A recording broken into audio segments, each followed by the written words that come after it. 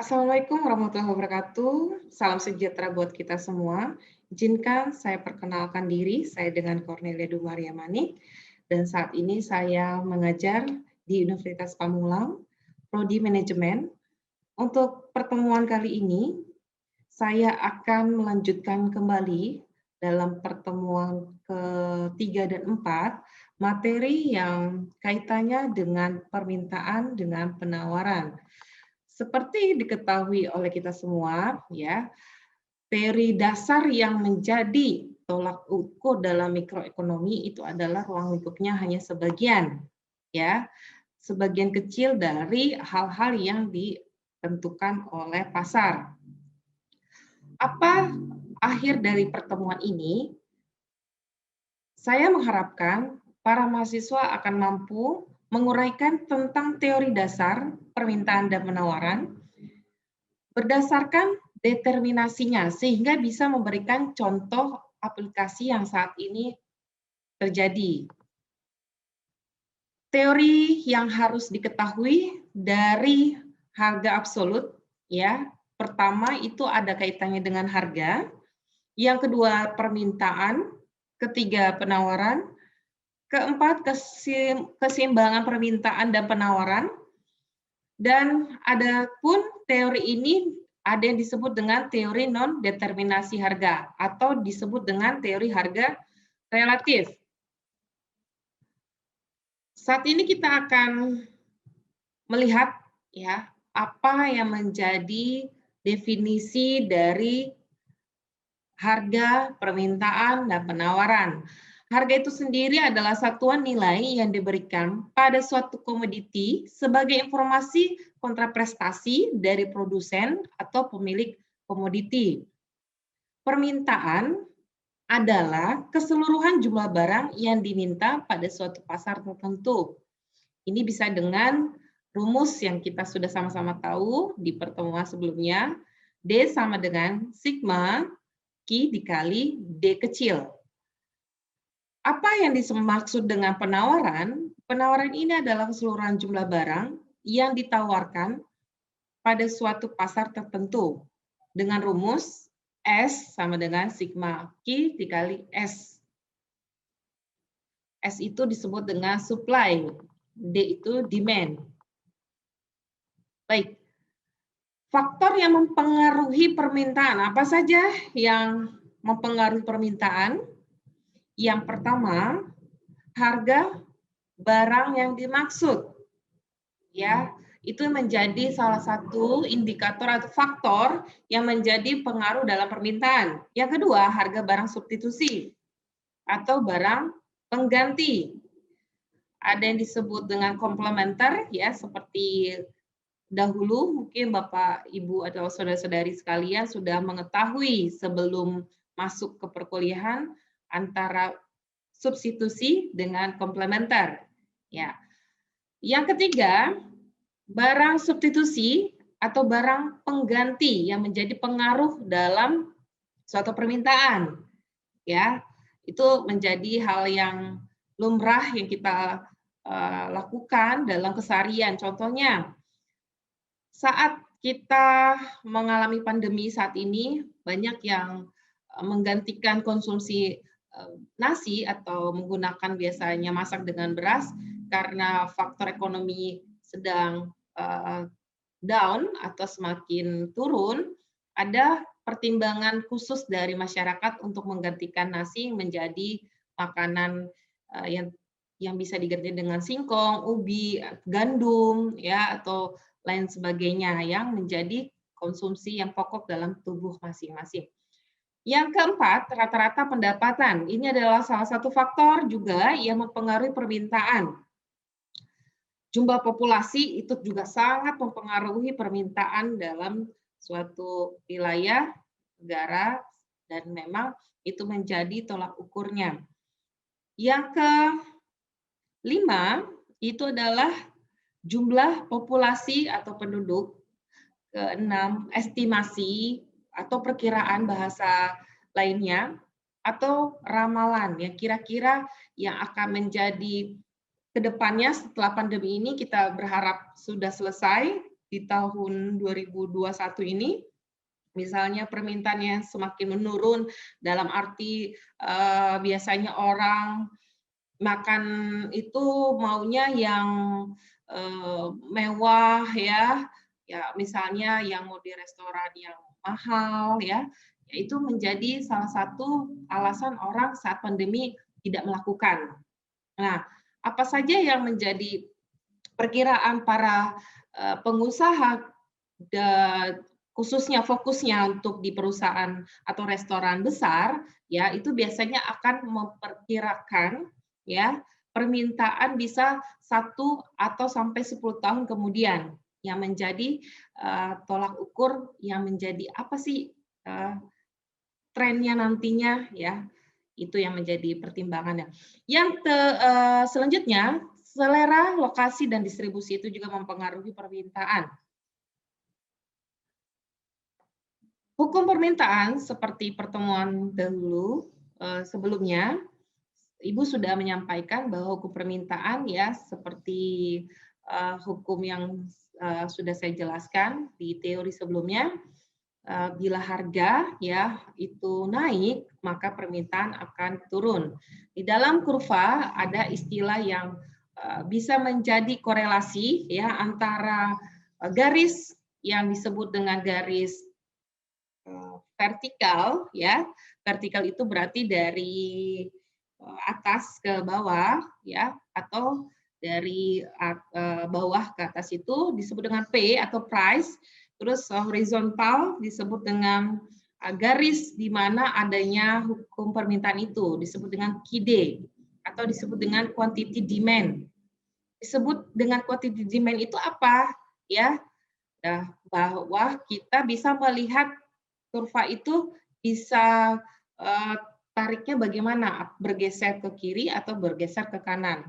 Ingatlah, terdapat 2 efek yang mempengaruhi dalam suatu kurva, yaitu efek substitusi dan efek pendapatan, atau disebut dengan dead weight loss. Ya, di sini ada istilah DWL atau bahasanya DWL, ya, yang warna hijau ini, ya, di mana kita bisa melihat adanya selisih antara harga atau delta P ya dan juga korelasi antara delta QD ya. Bagaimana permintaan pertama itu disebut dengan demand curve ya, atau kuantitinya jumlahnya misalnya ada, kita perkiraan saja ini kita menggunakan ilustrasi saja, misalnya ada 1000 unit motor yang diminta tahun 2019 sebelum pandemi. Tetapi saat pandemi karena masyarakat banyak juga menghemat biaya dan juga menghemat pengeluaran, maka di tahun 2020 untuk jumlah permintaan dalam masyarakat menjadi 500 unit per hari misalnya. Ya, di sini Q1 misalnya 1000 unit motor yang dikeluarkan oleh perusahaan, tetapi saat pandemi di tahun 2020 itu mengalami penurunan 50%, yaitu 500 unit per hari. Ya, itu akan menjadi sesuatu gap yang akan terjadi. Ya.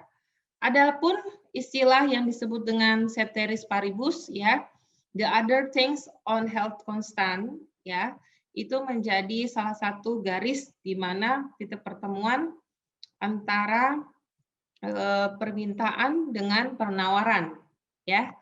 Oke, pergerakan dalam kurva permintaan. Selama hanya harga berpengaruh terhadap permintaan, maka permintaan hanya bergerak sepanjang kurva ya tersebut. Ya, bisa kita lihat garisnya dari garis A, B, C sampai D ini mengalami suatu penambahan ya, yang bisa dikatakan tergantung harga yang diminta. Nah, seperti yang kita sudah pelajari di slide sebelumnya, ya tadi kita sudah melihat bahwa yang disebut garis yang di atas ini vertikal itu dengan mewakili harga dan yang horizontal adalah kuantitinya. Ya, ingat hukum dari permintaan adalah bila harga naik maka permintaan akan turun. Ya. Kalau permintaannya itu sedang naik, berarti misalnya motor yang biasanya di tahun 2019 itu hanya harganya 20 juta, ya di tahun ini bisa jadi adalah harganya 15 juta. Pasti ada permintaan yang sangat signifikan yang akan diminta oleh masyarakat. Oke, kita lanjutkan untuk pergeseran kurva permintaan. Ya, kita bisa melihat bahwa pergeseran ke atas akibat penambahan jumlah yang sama itu bisa dilihat garisnya ya, yang kuning ini ya. D2 akan bergeser misalnya ke atas ya, misalnya ke atas ini ya. Nah, itu apa maksudnya? Akan ada penambahan. Bergeser ke bawah sebaliknya. Akibat pengurangan sigma yang diminta. Dia bergeser ke bawah, berarti ke bawah sini ya, dari D1 misalnya ke D2, yaitu akan mengalami pengurangan jumlah atau dikatakan simbol matematisnya adalah matematika sigma. Selanjutnya, faktor yang mempengaruhi penawaran. Ya, hampir sama dengan faktor yang mempengaruhi permintaan, cuman ada perbedaannya. Yang pertama, yang sama dengan hukum permintaan, ya itu faktor yang mempengaruhi sama itu adalah harga barang yang dimaksud, ya. Yang kedua, barang substitusi sama dengan permintaan, ya. Yang ketiga, perbedaannya adalah struktur biaya atau harga bahan baku, karena untuk faktor yang mempengaruhi penawaran adalah dari segi produsen. Kalau permintaan biasanya dari segi konsumen. Ya, kita bisa melihat perbedaannya sangat berbeda dari operasional dan lainnya. Yang keempat, orientasi produksi. Yang kelima, estimasi atau perkiraan harga, kebijakan pemerintah, dan juga hal-hal yang berkaitan dengan produsen ya, dari kebijakan produsen itu sendiri. Oke, hukum permintaan, perbedaannya tadi hukum permintaan itu garisnya biasanya ada di titik sebelah atas yang kaitannya arahnya ke arah kanan, tangan kanan kita. Nah, tetapi kalau hukum penawaran itu biasanya arah pembuatan garisnya itu di tangan sebelah kiri kita. Jadi bisa membedakan ya posisi dari garis kurva itu. Hukum penawaran itu kebalikan ya, kebalikan dari hukum permintaan. Bila harga naik, maka penawaran akan relatif naik juga ya. Bila P turun atau harga turun, maka ya quantity atau jumlah yang diminta produk itu akan turun juga. Nah, apa yang bisa dilihat dari kurva ini? Ya, bisa dilihat bahwa untuk asumsinya juga bahwa kalaupun dikatakan penawaran di produsen itu misalnya ada 1000 unit motor, ya itu karena bahasanya jumlah yang memang diminta konsumen itu memang adalah 1000 unit motor per hari, ya. Jadi sebanding. Tetapi kalau dikatakan hukum dari penawaran itu terjadi, misalnya produsen juga tidak akan banyak memproduksi jika misalnya harga motor sedang jatuh ya, misalnya saat ini perkiraan ya 2021 akan mengalami perbedaan harga misalnya ya. Nah, itu akan menjadi pertimbangan dari sisi produsen ya untuk memproduksi barang mereka atau jasa mereka. Nah, bisa kita lihat juga bahwa dari kurva ini kita bisa melihat pergerakan dalam kurva penawaran ya. Bedanya tadi untuk yang kurva permintaan sisinya di sebelah kanan garisnya posisinya, tetapi kalau untuk kurva penawaran itu di sisi sebelah kiri. Pergerakan sepanjang kurva penawaran hanya terjadi bila hanya harga itu berubah. Jadi kalau tidak berubah, dia akan tetap konstan, ya. bisa tetap dengan kondisi kurva yang sama dengan permintaan. Untuk yang garis vertikal yang dari atas ke bawah itu disebut dengan mewakili harga. Untuk yang horizontal mewakili quantity atau jumlah ya barang atau jasa yang ditawarkan oleh produsen. Selanjutnya, pergerakan kurva penawaran ya. Ini bukan jenjang pendidikan tetapi adalah singkatan ya. Singkatan di mana S1 itu adalah penawaran yang awal atau bahasanya penawaran pertama, yang kedua penawaran yang kedua ya, dan S3 itu ada penawaran yang setelah S2 ya. Oke, kurva penawaran bergeser ke bawah jika apa? Jumlah yang ditawarkan bertambah. Nah, beda dengan permintaan ya, tadi ada bergeser ke atas ya. Itu ke atas itu berarti akan bertambah. Ya, kalau untuk penawaran bergesernya ke bawah. Kebalikan ya.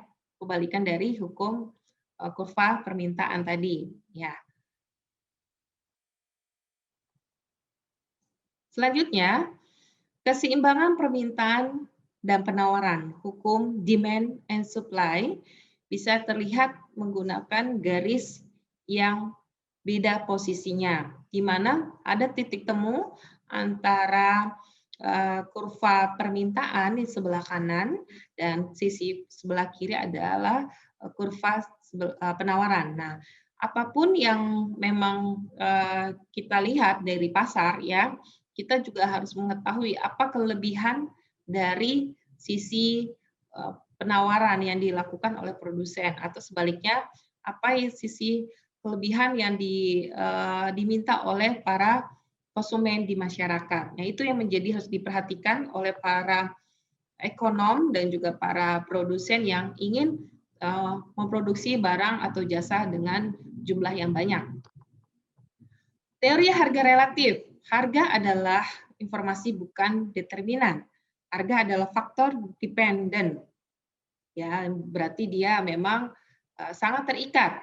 Terikatnya bagaimana? Jarang yang mengatakan bahwa ya tidak akan pengaruh. Itu salah sekali. Harga itu sangat mempengaruhi faktor dari untuk penawaran dan juga permintaan suatu barang dan jasa. Ya, ceteris paribus juga tidak pernah ada dikatakan titik tengahnya gitu ya, tidak ada itu secara rasional. Karena kenapa? Periode pasar itu tidak mungkin ada dan tidak pernah ada. Seandainya pun ada, sifatnya incidental ya, memang bukan disengaja ya. Pengaruh emosi dan budaya kepada konsumsi harus dipertimbangkan dan kepuasan konsumen tidak harus fungsional juga. Teori permintaan, kuantitas yang diminta, ya istilahnya itu penting sekali diketahui, QD. Q adalah istilah quantity, D kecil itu demand atau permintaan. Mempengaruhi harga, ya berbanding lurus terhadap P, itu disebut dengan teori permintaan. Semakin banyak permintaan harga cenderung naik. Nah, harga akan turun bila permintaan sedikit, sebaliknya tadi ya. Nah, kita bisa melihat kesimpulan kembali bahwa tadi teori dari permintaan setara dengan bila harga naik, maka penawaran akan naik. Nah, penawaran sedikit bila harga turun, yaitu dari sisi hukum penawaran. Ya, bisa kita lanjutkan. Kurva permintaan, cara membacanya adalah QD, ya, ada P sama dengan F kali Q D ya, di mana di sini kita lihat sisinya sangat berkaitan satu sama lain ya, bahwa adanya P1, P2, P3 ya, ini dengan jumlah yang ditawarkan produsen ya, P2 dengan Q2, P3 dengan Q3. Bisa bergeser sebelah kiri ke samping ya, atau sebaliknya bisa ke atas ya, atau bisa bergeser ke sebelah kanan. Kalau sebelah kanan kan berarti tadi bisa kita ketahui ya bahwa ini akan mempengaruhi dari sisi permintaan ya. Kalau untuk ke bawah berarti dari sisi penawaran. Ya, baik. Teori penawaran. Tadi kita sudah membahas bagaimana teori permintaan kaitannya dengan kurva. Saat ini Ibu akan lanjutkan bagaimana teori penawaran ini ditawarkan, ya, mempengaruhi harga berbanding terbalik terhadap P. Jadi QS itu berbanding terbalik terhadap P. Semakin banyak penawaran harga cenderung turun, harga akan naik bila penawaran sedikit. Setara dengan apa? Apabila harga naik, maka permintaan turun. Permintaan semakin banyak bila harga turun. Itu disebut dengan hukum permintaan. Oke, good. Saya yakin masih menyimak dengan baik ya, karena teori ini memang harus sering diulang dan juga diperhatikan gambar-gambar kurvanya. Ya.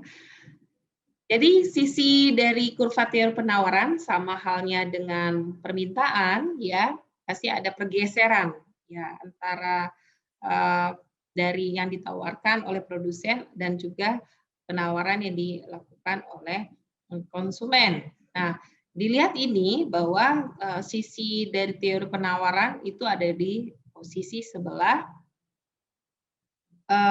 bisa bergeser ke samping sebelah kiri atau sebaliknya bisa bergeser ke sebelah kanan, tergantung dari case yang akan dikerjakan. Contohnya kurva yang lainnya ya, macam menurut teori Given ya. Given itu adalah seorang ekonom yang menemukan bukti bahwa ada konsumen yang meningkatkan permintaannya meskipun harga barang tersebut naik. Ya, itu pertanyaan besar mungkin buat teman-teman sekalian. Loh, kok bisa ya? Nah, menurut teori Given itu mengatakan bahwa konsumen itu tidak akan terlalu banyak berpikir ya dengan harga itu, karena bisa jadi adalah yang dibutuhkan oleh masyarakat.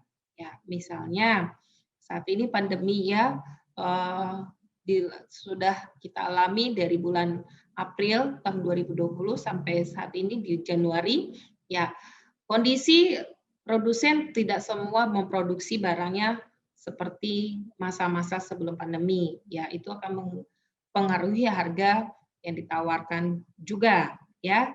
Misalnya apa sih yang rekan-rekan sekalian lihat yang berbeda ya harganya? Ya, salah satunya adalah teknologi atau laptop yang digunakan saudara di rumah atau saya ya. Sebelum pandemi bisa jadi harga laptop yang baru ya itu bisa sampai kisaran lah ya, tergantung merek juga ya, misalnya 2 sampai sekian juta ya.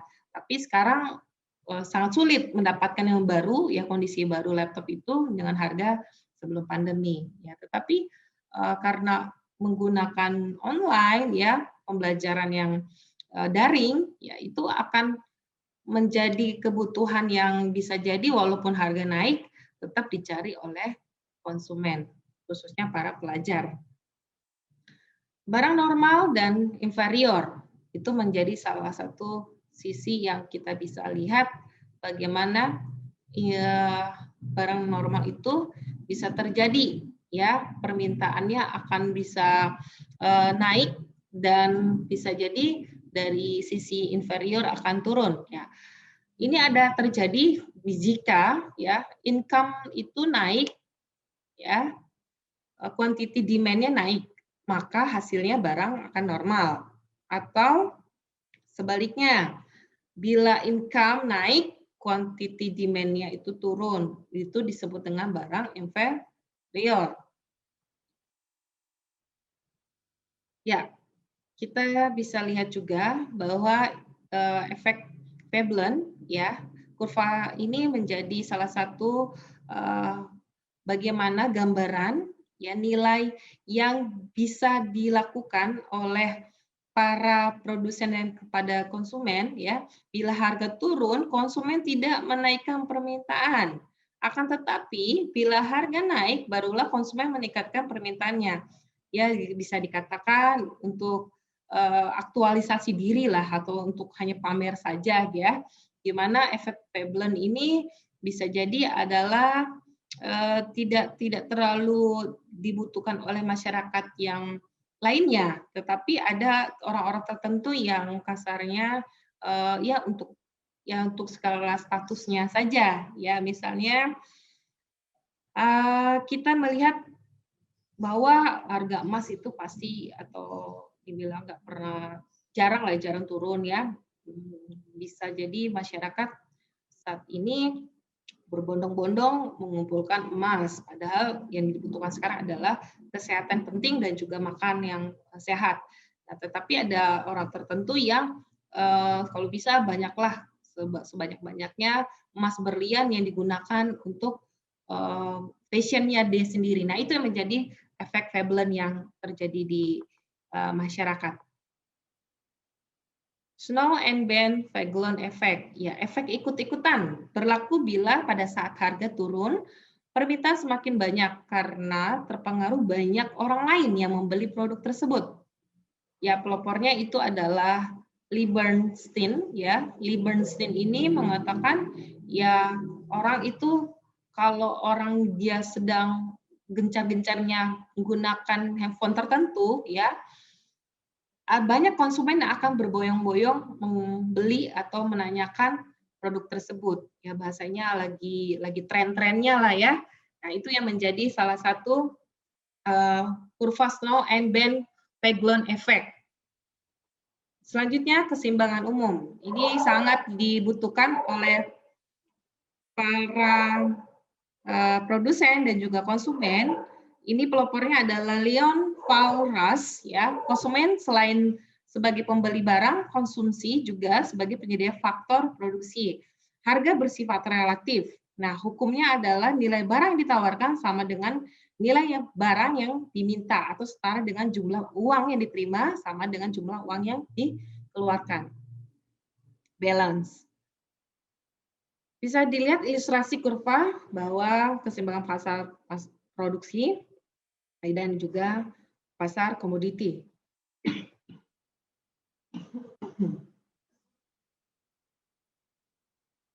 F ini disebut dengan mewakili faktor produksi, key commodity, sama dengan juga kuantitas, bisa disebut dengan produk juga. Di sisi sebelah kiri, yang kurva garis kuning, ini di mana ada titik pertemuan antara penawaran sebelah kiri ya dan permintaan sebelah kanan. Ya, itu ada istilah DF ya atau demand factor dan SF adalah supply factor. Di sisi sebelah kanan ya ada disebut dengan keseimbangan pasar komoditi. Yang dimaksud adalah dari sisi demand quantity itu posisinya ada di sebelah kiri dan supply quantity ada di sebelah kanan. Ini ada berbanding terbalik ya dengan yang tadi keseimbangan pasar produksi. Baik, ada hal yang penting juga bahwa hukum permintaan dan penawaran absolut terhadap determinasi atau harga teori parsial. Teori permintaan menjelaskan juga bahwa harga tidak absolut tetapi relatif. Ya bisa naik, bisa turun juga tergantung dari pasar itu sendiri. Keseimbangan permintaan dan penawaran terjadi bila konsumen dan produsen sepakat mengenai harga beli dan jual. Baik, demikian pemaparan yang Ibu sampaikan. Mohon maaf jikalau memang ada salah kata. Saya kembalikan untuk teman-teman mahasiswa lebih lagi untuk berkolaborasi ya dalam membuat satu penemuan yang baik dan juga pastinya kita saling berkontribusi untuk negeri kita lebih baik. Demikian pemaparan saya dengan Cornelia, mohon izin pamit. Sampai ketemu dengan pertemuan selanjutnya di pertemuan mata kuliah saya. Salam sehat selalu dan wassalamualaikum warahmatullahi wabarakatuh. Selamat sore.